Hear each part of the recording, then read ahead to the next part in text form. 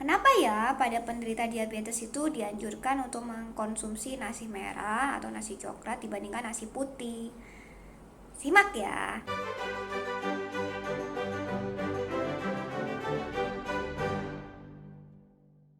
Halo teman-teman, jumpa lagi di channel saya. Nah, kali ini saya mau membahas mengenai beberapa makanan dan indeks glikemik dari makanan-makanan tertentu. Dan mengapa kalau nasi merah, nasi coklat itu lebih baik dibandingkan nasi putih ya. Nah, itu terkait dengan indeks glikemik. Nah, jadi indeks glikemik itu mudahnya adalah kemampuan tubuh kita untuk mencerna suatu makanan dan mengakibatkan peningkatan kadar gula darah. Nah, semakin tinggi indeks glikemiknya, maka akan semakin cepat peningkatan kadar gula di dalam darah pada tubuh kita. Nah, makanan-makanan dengan indeks glikemik yang tinggi ini memang sebaiknya dihindari, terutama pada penderita diabetes mellitus. Dikarenakan pada penderita diabetes mellitus atau penderita kencing manis sudah terjadi gangguan pada hormon insulin. Nah, pada hormon insulin itu sendiri yang akan menggunakan glukosa di dalam tubuh kita. Nah, indeks glikemik itu terbagi 3. Indeks glikemik rendah itu jika nilainya di bawah 55. Indeks glikemik sedang yaitu 55 sampai 69. Nah, indeks glikemik tinggi itu di atas 70. Nah, di video saya yang sebelumnya saya ada membahas mengenai durian. Nah, ternyata durian itu indeks glikemiknya 49. Jadi dia termasuk rendah ya.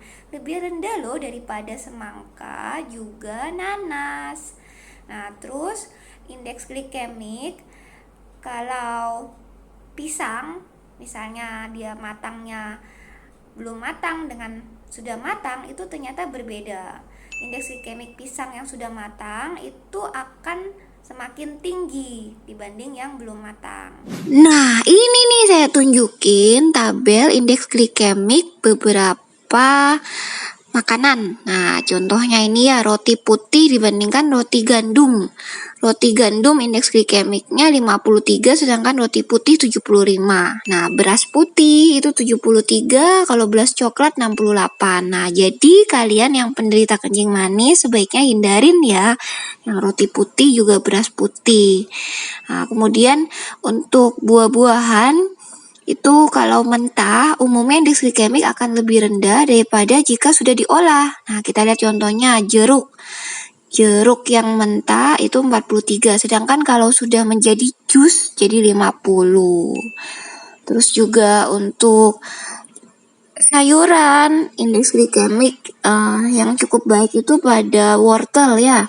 Nah, kalau produk susu full fat maupun susu skim ternyata tidak terlalu berbeda jauh. Tapi kalau sudah diolah menjadi es krim, jadi naik indeks glikemiknya menjadi 51 ya. Nah, kalau kacang-kacangan itu bisalah memang baik untuk dikonsumsi ya, indeks glikemiknya ini rendah. Kemudian kalau snack ya tentu saja harus dijauhi. Bisa kita lihat ini seperti keripik potato, keripik kentang 56, lalu keripik beras 87 ya, tinggi sekali. Kemudian soda itu juga 59, popcorn ini 65 ya. Nah, jadi memang hindarinlah produk-produk snack ya karena udah diolah dan juga mengakibatkan indeks glikemiknya tinggi.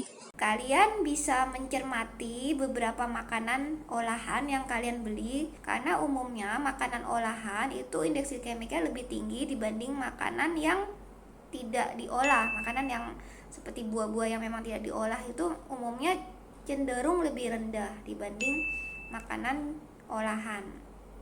Nah, kalian bisa Google beberapa makanan dengan indeks glikemiknya berapa saja.